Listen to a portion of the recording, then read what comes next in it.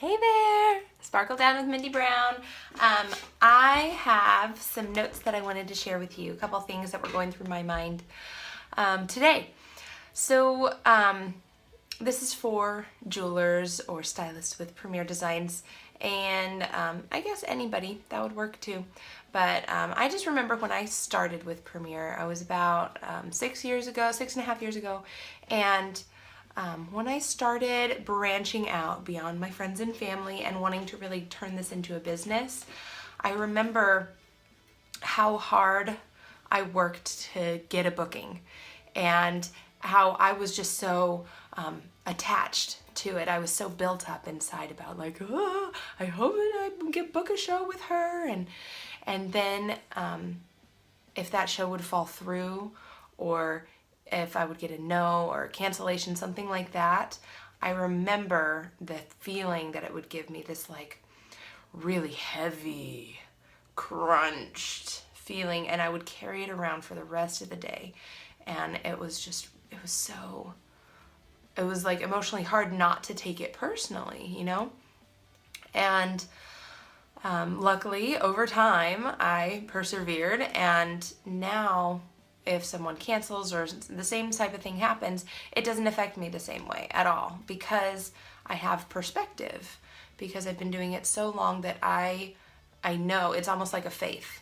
I know full well that there are plenty of people that want to book shows with me, that want to do events with me, that want the free jewelry, that I've just seen it at this point time and time and time again. I've gotten hundreds and hundreds of bookings that I'm not affected by a cancellation or a postponement or a no anymore, a not getting back to me anymore. It just doesn't settle and give me that heavy feeling anymore. So I wanted to help you with perspective and maybe help a little of it rub off on you, so that you won't feel that crunch. There are so many people out there. Don't worry if someone cancels or postpones or never gets back to you. It doesn't mean anything. It doesn't mean anything. It just means keep going. Find somebody else. It's just not personal. Just let it blow past you. It's not a thing. I know that's easier said than done, but I wanted to see if maybe my perspective can rub off on you, because I don't worry about it anymore. However, sometimes I do still get that feeling, that emotional crunch. It's just from other things now, things that I am not used to dealing with, things that are overwhelming, that I'm attached to. And I just had that yesterday, and it was really hard. It was really a rough feeling. Sorry about the glare. And I wanted to share with you what I did and how I got out of that, because no matter where you're at, when you get that crunchy, heavy feeling, there's things you can do to kind of move past it, because it's out of your control, really. It's not like you can change the situation. Of course, prayer is a huge one. I prayed, and I didn't quite get rid of the feeling. I knew that it was out of my control, in God's hands. I'm not even worrying about it, but I still had the feeling sitting there on my chest. So the thing that finally got rid of it was enough distraction, going somewhere else. You could sometimes like watching a video or a YouTube show or something like that, but that's not very productive. It's not really getting you anywhere. But going somewhere. But the thing that really helped me the most was calling someone else, calling a friend, or somebody who can kind of has more perspective on it, that is outside of the situation. And it can really help you so much just to have that person talk to you, just to hear their perspective, and it just helps you subconsciously know that it's going to be okay, and it helps lift that feeling a lot. So that helped me a lot yesterday. Thank you, Tina Luong. And then the next thing that I want to tell you about is this podcast that I was listening to that was really, really good. It was on Bulletproof Radio, and there's hundreds of podcasts on there, but this one was with a man called Subir Chowdhury, and he wrote a book called The Difference. So if you're interested in reading that or listening to the audiobook, The Difference is the name of it, and author is Subir Chowdhury, Chowdhury. Subir is his first name. Okay, so this was so cool. He is this really high-end analyst, business analyst, process analyst for Fortune 100, 500 companies. And he goes in and he analyzes everything. He saves companies billions, literally billions of dollars in short amounts of time, just by tidying things up and streamlining processes. And what he said is that he was doing he was consulting with two very similar companies at the exact same time. And the same amount of market share, same everything. And one of them was saving, they were getting a 100 times return, 10x return. And the other company, same exact person consulting, same exact things, and they were only getting a 10x return. And what he found was the difference between the two companies was not the process, it was the people. So the people in the company that were getting a huge return on the process improvement, those people in the culture of the company had a caring mindset. And the people in this other company were more of this culture of like, that's someone else's problem. Oh yeah, let me give you to the right person. Oh, let me pass this off. It wasn't like a service mindset. And that's what Premier is so strong on, is that service mindset, that caring mindset, really caring about the job that you're doing and finding a solution and being problem solving, thinking outside the box, that kind of thing. So the caring mindset, he kind of boiled it all down to this acronym. It's called STAR. So if you want to be a star, if you want to get a really good return on your investment of time and energy and be a star, this is what you would do. So S stands for straightforward. So in every interaction, all of your life, you're going to be straightforward. You're not going to be fake. You're authenticity. So that is huge, being straightforward, being authentic, being truly yourself. I'm sure you can feel it off of me right now. I'm being truly myself. I'm not faking it. And when someone is not being fully present, not being fully completely themselves, and being upfront about how they feel and what they're working on and all that stuff, that is not straightforward, not authentic. So that's the S. And then the T is thoughtful. So thoughtful as in don't just think a lot, but being thoughtful for others. So this is, again, the service mindset. So you're going to think about what you can do to help other people improve their lives because they have helped improve yours. One little analogy that he gave that was so sweet was his grandpa used to tell him, or he used to ask him, what's more powerful, 9 or 0? And being a little kid, he was like, 9. Okay, what's more powerful, 3 or 0? 3, that's more powerful, yes. And it all comes down to, no, the 0 is the powerful part. You can add it to anything else, and it maximizes the effect of the first number. So you add a 0 to 9, it's 90. You add a 0 to 3, it's 30.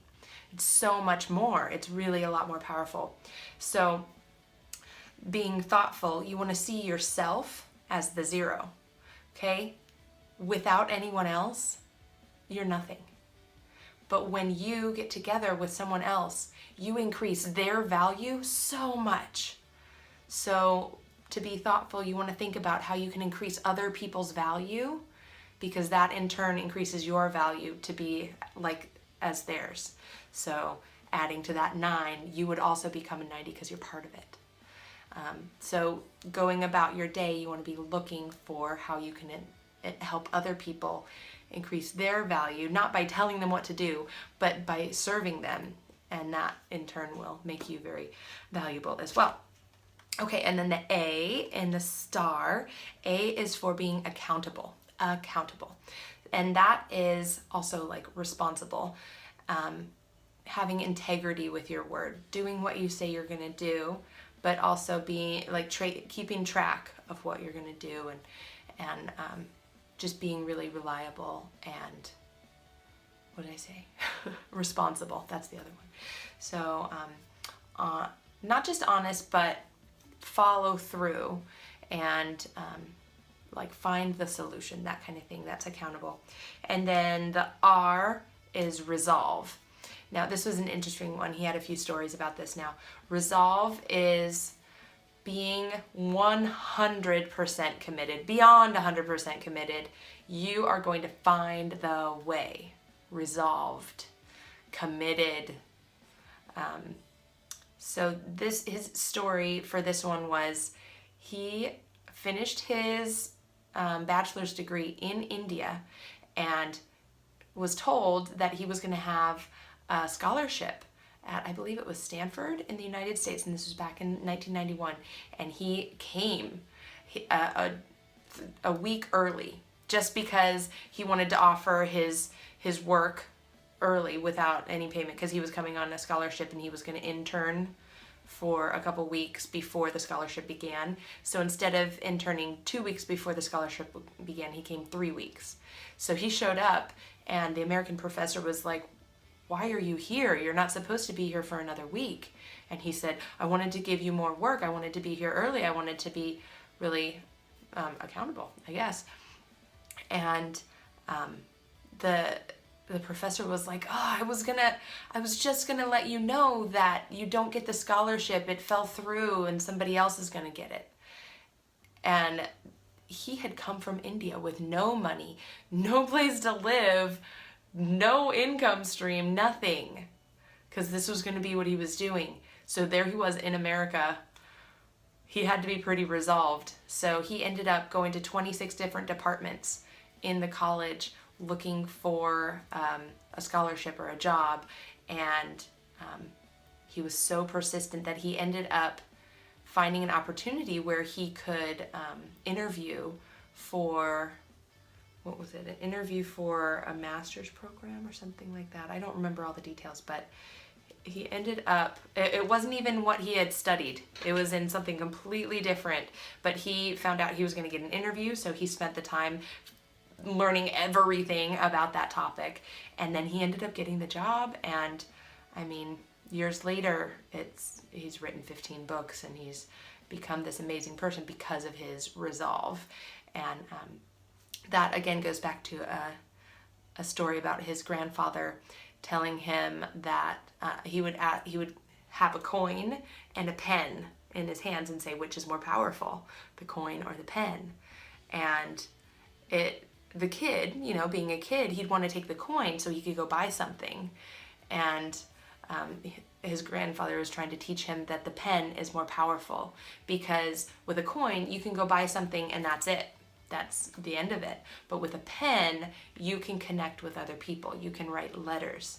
And this was, back in the 70s, 80s, right? So he had him start writing letters for if there was an article or a book or anything that he wanted his grandson to write a letter to that person.